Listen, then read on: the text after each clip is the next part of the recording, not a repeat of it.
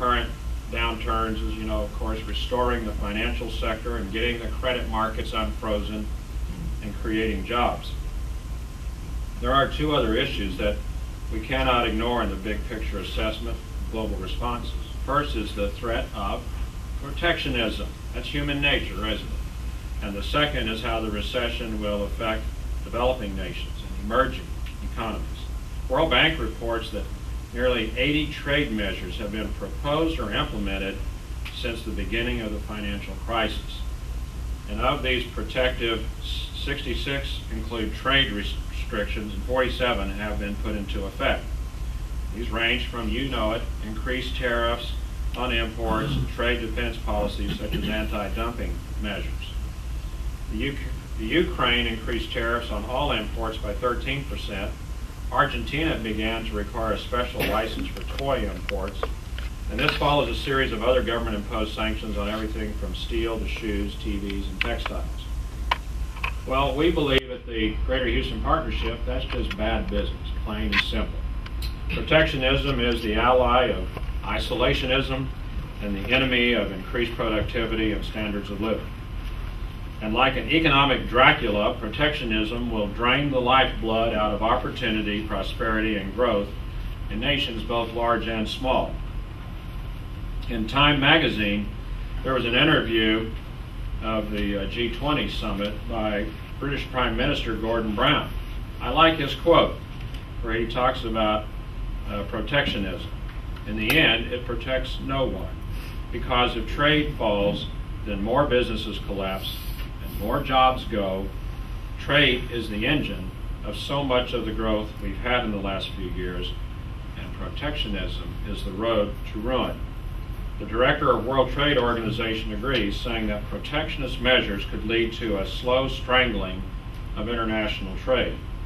And most trade experts believe that establishing barriers will do little more than deepen and prolong this current cooling off and crises that we see.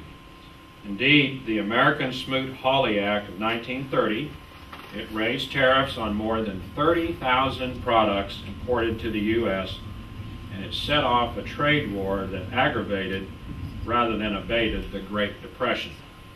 While economies worldwide feel the impact of protectionism, the consequences are particularly severe in developing countries, and because they depend far more heavily on trade for their growth. When exports are down, incomes in these countries are clearly down. Capital cannot be accessed to keep regional and national economies going. Foreign investment dries up. This is something emerging economies can ill afford. World Bank estimates that developing countries face a shortfall alone this year of $700 billion. The United Nations says that more than $1 trillion in additional funding is necessary to keep these emerging economies through this crisis that, we might hasten to add, they did not create. But the consequences aren't just economic, they're social and political as well. Admiral Dennis Blair, President Obama's Director of National Intelligence, has said that roughly a quarter of the nations that already experience low-level instability, such as government changes, can experience government changes because of current economic downturn. He warns us that's a caution as it relates to security. We've seen this happen in Eastern Europe. The Latvian government has toppled. In Thailand, the shift, Mr. Consul General, toward democratic rule has been somewhat stymied. Angry rioters have taken to the streets in Greece, Bulgaria, Lithuania, not to mention even France and the United Kingdom.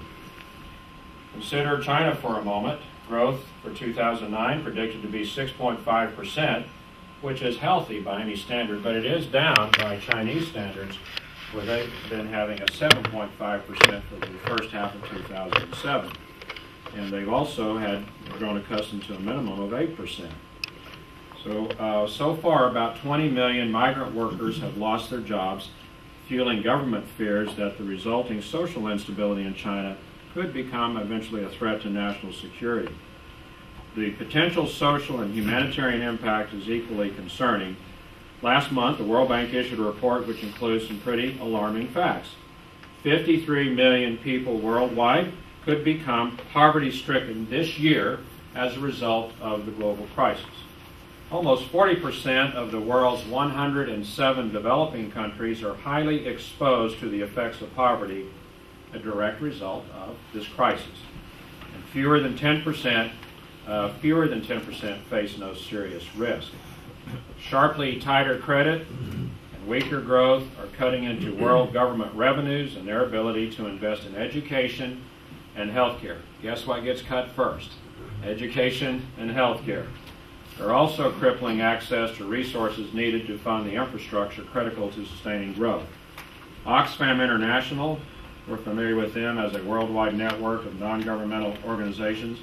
They estimate that 900 million people in developing nations face starvation because of this global recession. The International Labor Organization predicts that 200 million could be pushed into extreme poverty in the absence of decisive, coordinated international action. So I guess in the end, the real questions are, when will this crisis be over? And how will we know when it's over? And many who believe the worst will be over in the first half of this year. From there, it's difficult to pin down the exact end date. Fed Chairman Ben Bernanke told the Senate Banking Committee there is a reasonable prospect the recession will end this year. Let's hope he's right. And some economists more or less agree, suggesting the odds of this recession lasting into the fourth quarter of 2009 are below 50%.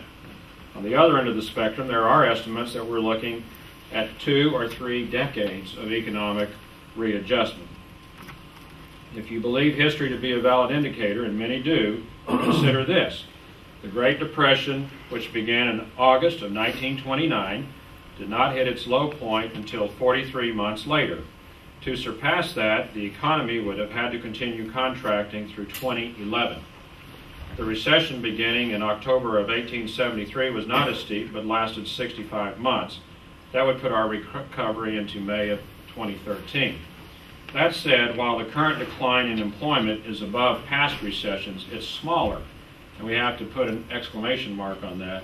It's smaller than the downturns of 1960, 61, and 81, 82. Industrial production and manufacturing have slowed, but not nearly to the extent that they did during the 73-75 recession. Yet even in the face of all these conflicting forecasts, I will go ahead and climb out on a limb and make some predictions.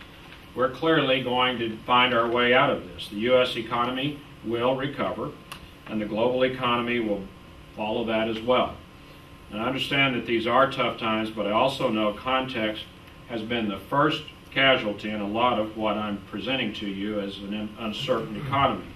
So may I touch on some facts about our greater Houston region, which have been largely overlooked and drowned out and ignored in the drumbeat of all the doom and gloom accompanying the global and the current national economy.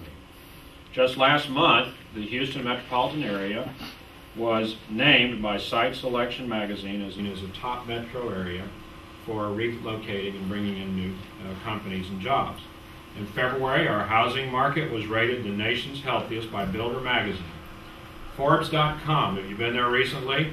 Well, they say that Houston is the best U.S. city in which to earn a living and buy a home. And we have the largest IT service economy in America, according to Onforce, this technology network. Inc.com puts us in the top 5 best big cities for technology. Manufacturing News ranked us as the country's #1 manufacturing city. And now we have the 3rd highest number of Fortune 500 headquarters in the country. We have 26 of those. And as I referenced a moment ago, we did recently pass Detroit to become the 3rd most active region for global trade in the country. And of course, we have to be careful not to put on rose-colored glasses, because we do know